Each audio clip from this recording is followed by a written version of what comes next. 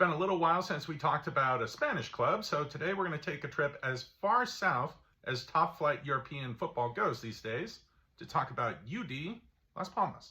And I do mean as far south as possible, seeing as this club's not in mainland Spain, it's actually based in the Canary Islands, which are off the coast of Morocco. This is their 2009-2010 home kit. You can see all yellow here. Of course, this club, nicknamed Los Amarillos, or the Yellows, have canary yellow as their home color. The club was founded in 1949 as a merger of 5 different clubs on the island into one, and you can still tell about them from their badge. This has got to be the most intricate one that we've actually taken a look at. It's an older style badge, and you can actually see that it is a badge within a badge, as the bottom crest of it has 5 different badges within it, those being the 5 original clubs that merged. You can also see it as a crown across the top of it, which is something that Spanish clubs can use. It's the actual crown of the Spanish royal family. It's something that you can use on your badge as a team. You can also use the word Real in front of your club, like Real Madrid, if the club has been patronized by the royal family of Spain, which this club directly has not been.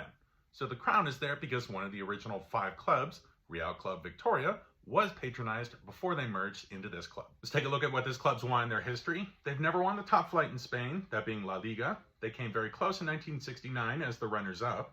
They have won the second division, Segunda División, in Spain 4 different times, the last being at the turn of the century in the year 2000. And they've come close also in the Copa del Rey, runners-up in 1978. You'd think that being so far away from the mainland, where the rest of the clubs in your league compete, would mean it would be hard to find a rival club, but luckily there's one nearby on the island of Tenerife. This club is on the largest island in the Canary Islands, with Gran Canaria, where Las Palmas is based, being the 3rd largest. The 2 compete what's called the Canary Islands Derby. Let me name you a player from their past, that being Ruben Castro, a great striker for the club, came through their youth academy before moving to mainland Spain, where if you followed La Liga football, you may know him for his time at Real Betis, where he scored over 100 goals for the club in 8 seasons. I have 2 players of interest in their current squad to point out for you, the first being Maximo Perroni. He's a man who's on loan from Manchester City. He's a young Argentine central midfielder.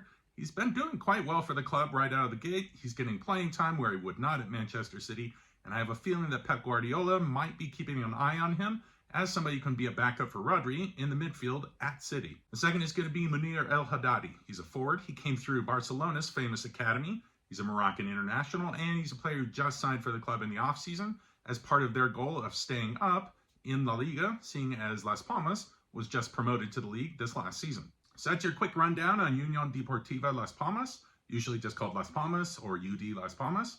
They currently play in La Liga, this being their first season back in the league after promotion since 2018.